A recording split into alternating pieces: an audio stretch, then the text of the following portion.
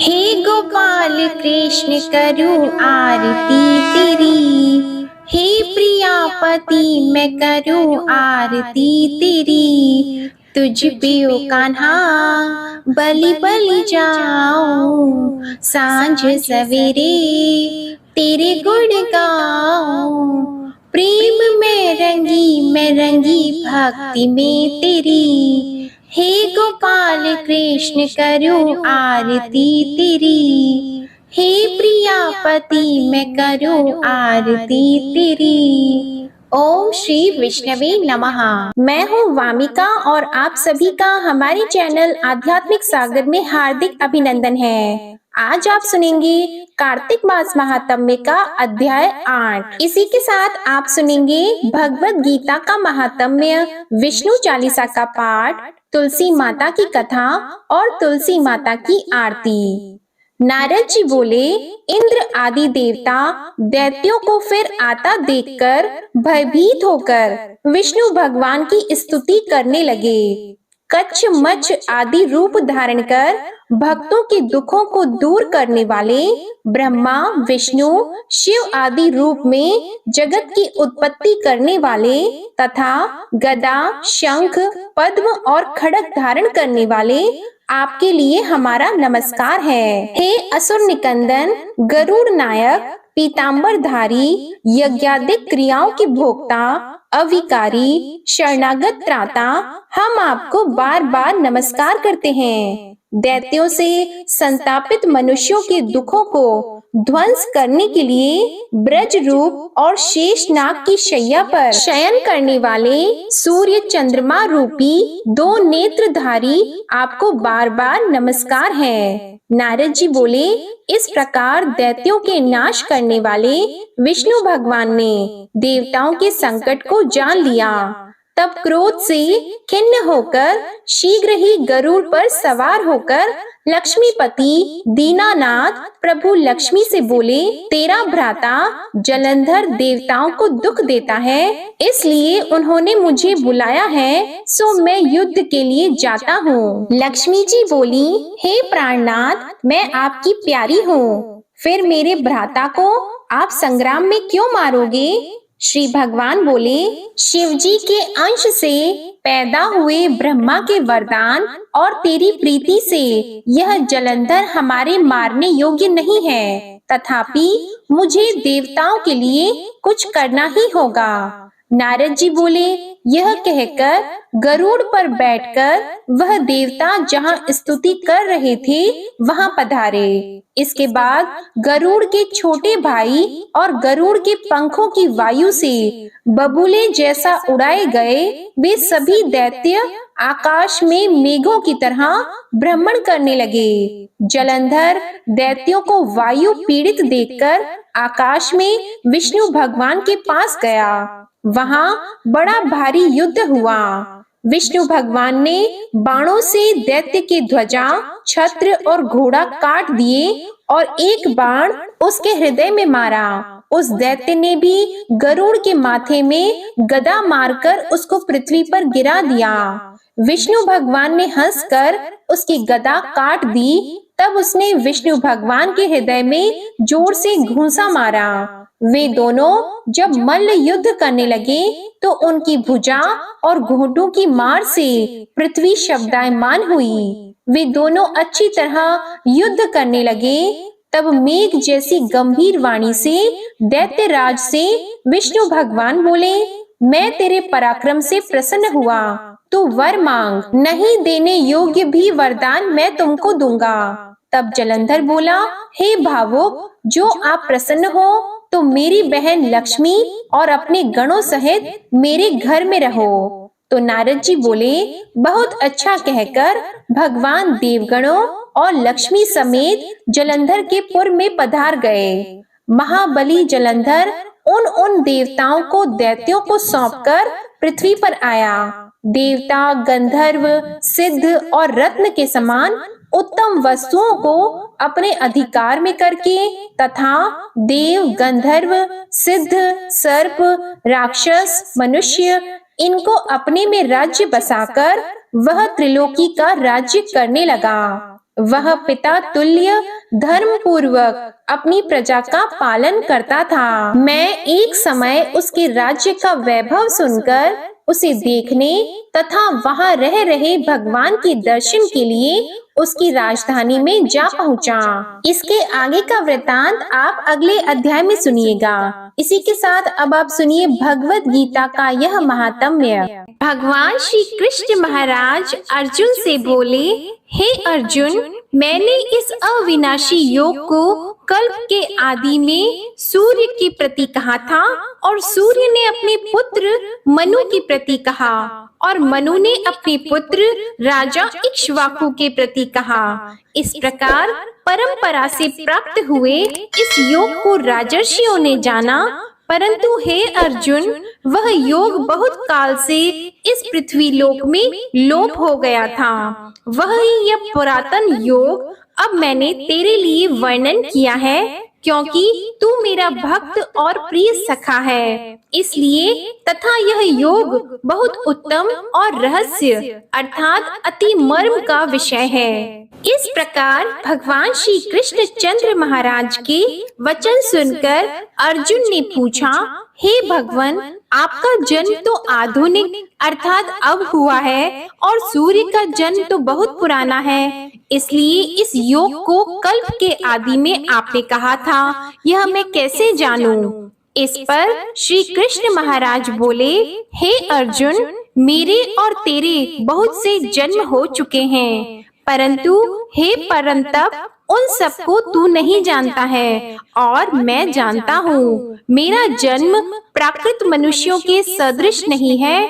मैं अविनाशी स्वरूप अजन्मा होने पर भी तथा सब भूत प्राणियों का ईश्वर होने पर भी अपनी प्रकृति के अधीन करके योग माया से प्रकट होता हूँ। हे भारत, जब जब धर्म की हानि और अधर्म की वृद्धि होती है, तब तब ही मैं अपने रूप को रचता हूँ अर्थात प्रकट करता हूँ, क्योंकि साधु पुरुषों का उद्धार करने के लिए और दूषित कर्म करने वालों का नाश करने के लिए तथा धर्म स्थापन करने के लिए युग युग में प्रकट होता हूँ। इसलिए हे अर्जुन, मेरा वह जन्म और कर्म दिव्य अर्थात अलौकिक है। इस प्रकार जो पुरुष तत्व से जानता है, वह शरीर को त्याग कर फिर जन्म को नहीं प्राप्त होता है, किंतु मुझे ही प्राप्त होता है। हे अर्जुन, पहले भी राग, भय और क्रोध से रहित अनन्य भाव से मेरे में स्थिति रहने वाले मेरे शरण हुए बहुत से पुरुष ज्ञान रूप तप से पवित्र हुए मेरे स्वरूप को प्राप्त हो चुके हैं। क्योंकि हे अर्जुन, जो मेरे को जैसे भजते हैं, मैं भी उनको वैसे ही भजता हूँ। इस रहस्य को जानकर ही बुद्धिमान मनुष्यगण सब प्रकार से मेरे मार्ग के अनुसार बरतते हैं। जो मेरे को तत्व से नहीं जानते हैं, वे पुरुष इस मनुष्य लोक में कर्मों के फल को चाहते हुए देवताओं को पूजते हैं और उनके कर्मों से उत्पन्न हुई सिद्धि भी शीघ्र ही होती है, परंतु उनको मेरी प्राप्ति नहीं होती। इसलिए तू मेरे को ही सब प्रकार से भज। हे अर्जुन, गुण और कर्मों के विभाग से ब्राह्मण, क्षत्रिय, वैश्य और शूद्र मेरे द्वारा रचे गए हैं। उनके कर्ता को भी मुझे अविनाशी परमेश्वर को तू अकर्ता ही जान, क्योंकि कर्मों के फल में मेरी स्पृहा नहीं है, इसलिए मेरे को कर्म लिपायमान नहीं करते।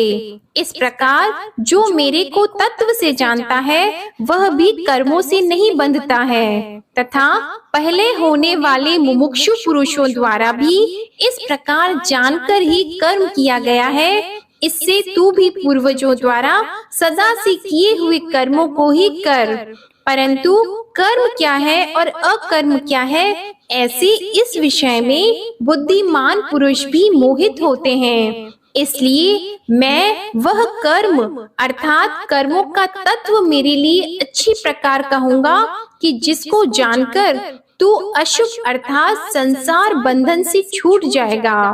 कर्म का स्वरूप भी जानना चाहिए और अकर्म का स्वरूप भी जानना चाहिए तथा निषिद्ध कर्म का स्वरूप भी जानना चाहिए, क्योंकि कर्म की गति गहन है। जो पुरुष कर्म में अर्थात अहंकार रहित की हुई संपूर्ण चेष्टाओं में अकर्म अर्थात वास्तव में उनका न होना पना देखे, और जो पुरुष अकर्म में अर्थात अज्ञानी पुरुष द्वारा किए हुए संपूर्ण क्रियाओं के त्याग में भी कर्म को अर्थात त्याग रूप क्रिया को देखे, वह पुरुष मनुष्यों में बुद्धिमान है और वह योगी संपूर्ण कर्मों को करने वाला है। हे अर्जुन, जिसके संपूर्ण कार्य कामना और संकल्प से रहित हैं, ऐसे उस ज्ञान रूप अग्नि द्वारा भस्म हुए कर्मों वाले पुरुष को ज्ञानी जन भी पंडित कहते हैं। जो पुरुष सांसारिक आश्रय से रहित सदा परमानंद परमात्मा में तृप्त है, वह कर्मों के फल और संग अर्थात कर्तव्य अभिमान को त्याग कर कर्म में अच्छी प्रकार बरतता हुआ भी कुछ भी नहीं करता है। जीत लिया है अंतःकरण और शरीर जिसने तथा त्याग दी है संपूर्ण भोगों की सामग्री जिसने, ऐसा आशा रहित पुरुष केवल शरीर संबंधी कर्म को करता हुआ भी पाप को नहीं प्राप्त होता है। अपने आप जो कुछ आप प्राप्त हो उसमें ही संतुष्ट रहने वाला और हर्ष शोक आदि द्वंद्वों से अतीत हुआ तथा मत्सरता अर्थात ईर्ष्या से रहित सिद्धि और असिद्धि में समत्व भाव वाला पुरुष कर्मों को करके भी नहीं बंधता है, क्योंकि आसक्ति से रहित ज्ञान में स्थित हुए चित्त वाले यज्ञ के लिए आचरण करते हुए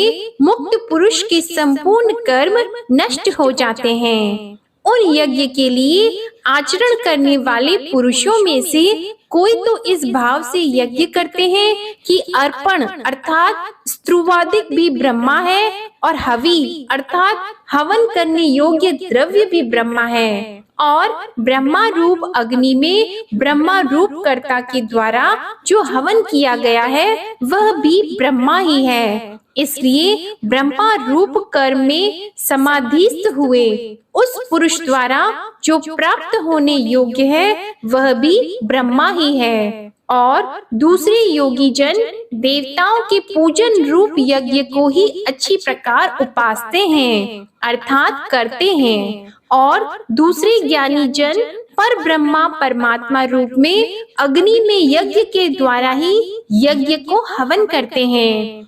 अन्य योगी जन श्रोता आदिक सब इंद्रियों को संयम अर्थात स्वाधीनता रूप अग्नि में हवन करते हैं, अर्थात इंद्रियों को विषयों से रोककर अपने वश में कर लेते हैं, और दूसरे योगी लोग शाब्दादिक विषयों को इंद्रिय रूप अग्नि में हवन करते हैं, अर्थात राग द्वेष रहित इंद्रियों द्वारा विषयों को ग्रहण करते हुए भी भस्म रूप करते हैं। दूसरे योगी जन संपूर्ण इंद्रियों की चेष्टाओं को तथा प्राणों के व्यापार को ज्ञान से प्रकाशित हुई परमात्मा में स्थिति रूप योगा अग्नि में हवन करते हैं। दूसरे कई पुरुष ईश्वर अर्पण बुद्धि से लोक सेवा में द्रव्य लगाने वाले हैं, वैसे ही कई पुरुष स्वधर्म पालन रूप तप यज्ञ को करने वाले हैं, और कई अष्टांग योग रूप यज्ञ को करने वाले हैं, और दूसरे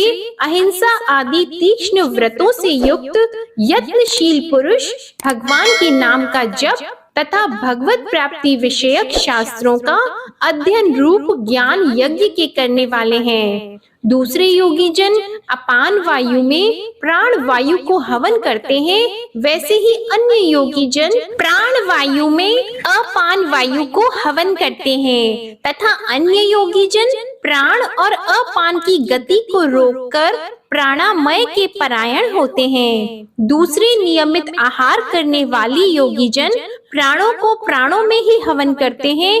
इस प्रकार यज्ञों द्वारा नाश हो गया है पाप जिनका, ऐसे यह सब ही पुरुष यज्ञों को जानने वाले हैं। हे कुरुश्रेष्ठ अर्जुन, यज्ञों के परिणाम रूप ज्ञान अमृत को भोगने वाले योगी जन सनातन पर ब्रह्मा परमात्मा को प्राप्त होते हैं और यज्ञ रहित पुरुष को यह मनुष्य लोक भी सुखदायक नहीं है। फिर परलोक कैसे सुखदायक होगा? ऐसे बहुत प्रकार के यज्ञ वेद की वाणी में विस्तार किए गए हैं। उन सबको शरीर, मन और इंद्रियों की क्रिया द्वारा ही उत्पन्न होने वाले जान इस प्रकार तत्व से जानकर निष्काम कर्म योग द्वारा संसार बंधन से मुक्त हो जाएगा। हे अर्जुन, सांसारिक वस्तुओं से सिद्ध होने वाले यज्ञ से ज्ञान रूप यज्ञ सब प्रकार श्रेष्ठ है, क्योंकि हे पार्थ, संपूर्ण यावन मात्र कर्म ज्ञान में शेष होते हैं, अर्थात ज्ञान उनकी पराकाष्ठा है। इसलिए तत्व को जानने वाले ज्ञानी पुरुषों से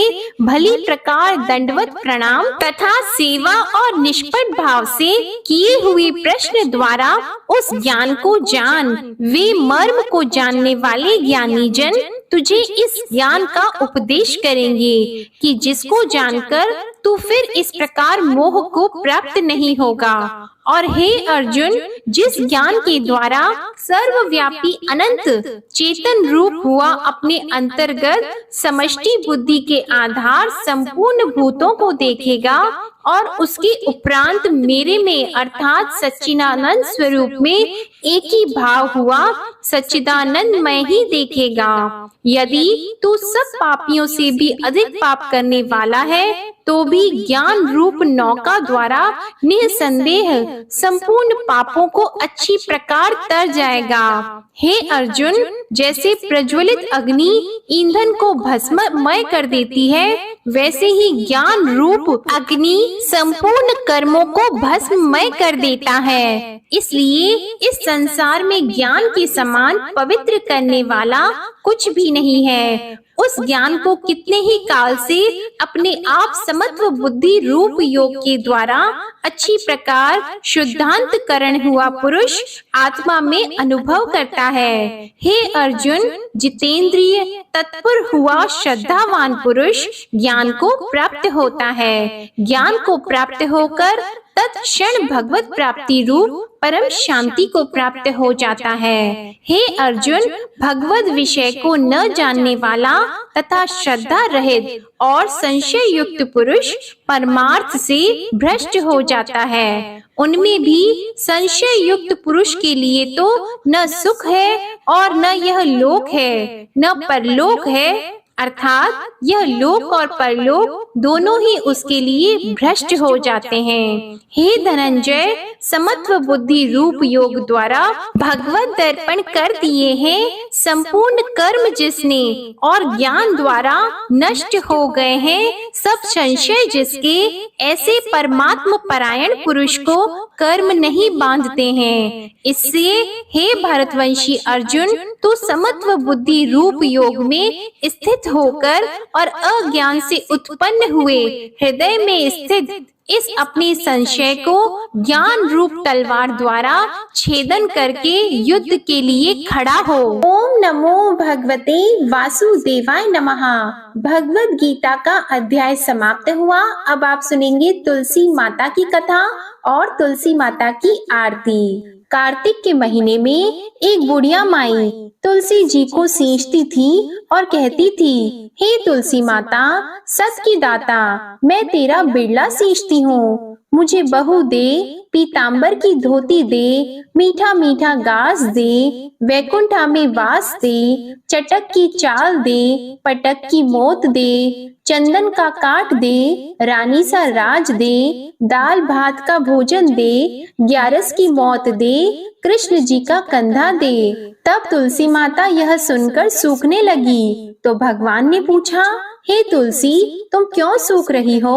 तो तुलसी माता ने कहा कि एक बुढ़िया रोज आती है और यही बात कह जाती है, मैं सब बात तो पूरा कर दूंगी, लेकिन भगवान कृष्ण का कंधा कहाँ से लाऊंगी? तो भगवान बोले, जब वो मरेगी तो मैं अपने आप कंधा दे आऊंगा, तू बुढ़िया माई से कह देना।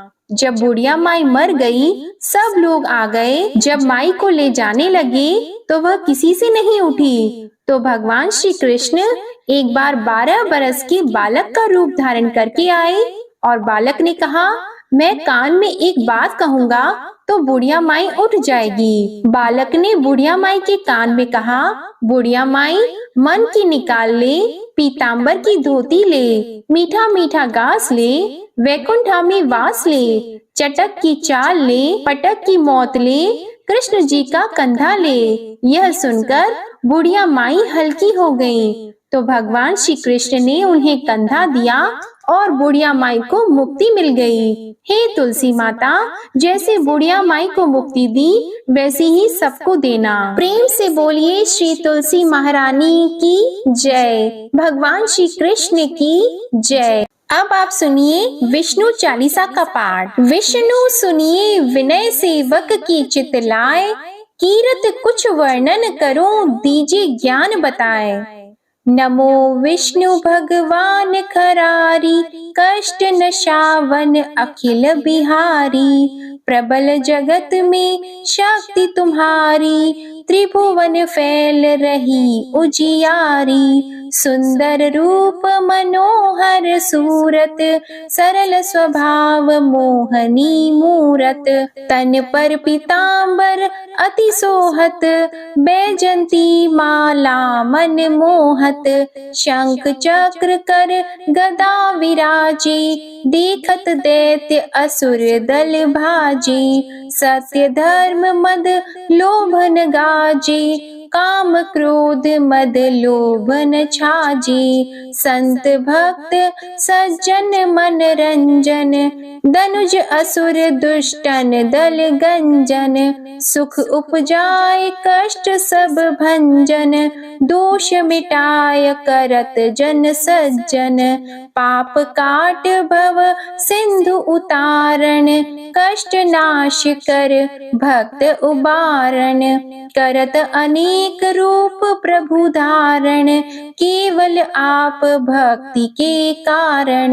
धरणी धेनु बन तुम ही पुकारा, तब तुम रूप राम का धारा। भार उतार असुर दल मारा, रावण आदिक को संहारा। आप वराह रूप बनाया, हिरण्याक्ष को मार गिराया।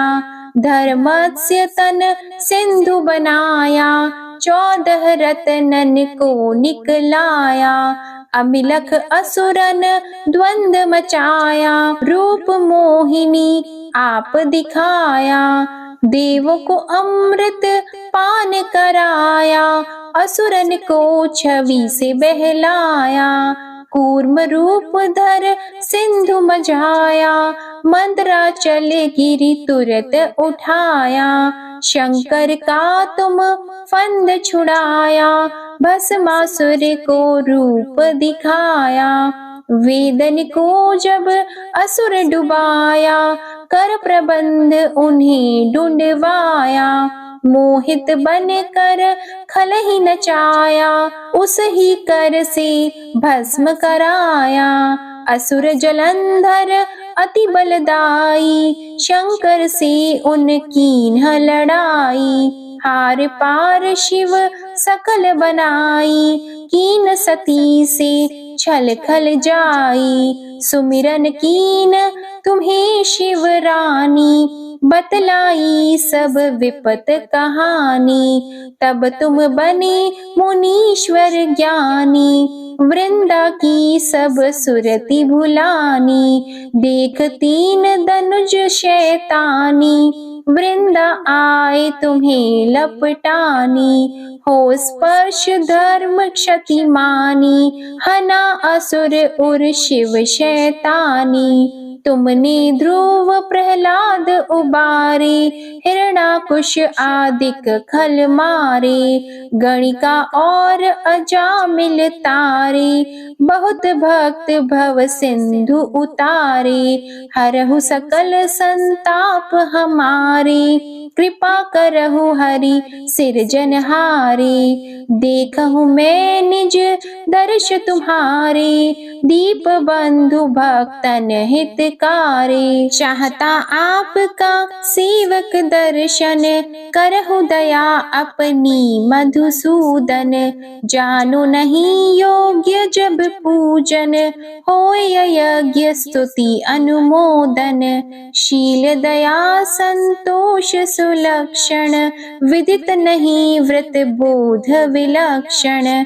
करहु आपका किस विधि पूजन, कुमति विलोक होत दुख भीषण। करहु प्रणाम कौन विधि सुमिरन, कौन भांति मैं करहु समर्पण। सुर मुनि करत सदा सेवकाई, हर्षित रहत परम गति पाई।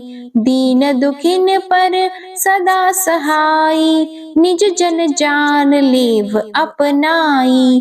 पाप दोष संताप नशाओ, भव बंधन से मुक्त कराओ। सुत संपत्ति दे सुख उपजाओ, निज चरणन का दास बनाओ।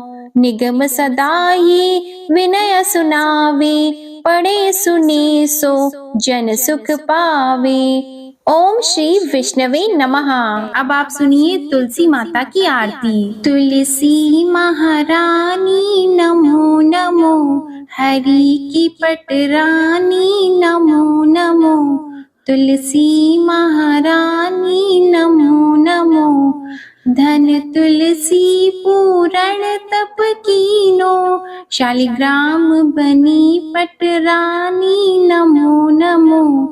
तुलसी महारानी नमो नमो, हरि की पटरानी नमो नमो। जाके पत्र मंजरी कोमल, श्रीपति कमल चरण लपटानी नमो नमो। तुलसी महारानी नमो नमो, हरि की पटरानी नमो नमो। कौन से महीने बोई रानी तुलसा, कौन से महीने हुई हरियाली नमो नमो। कौन से महीने हुई तेरी पूजा, कौन से महीने हुई पटरानी नमो नमो।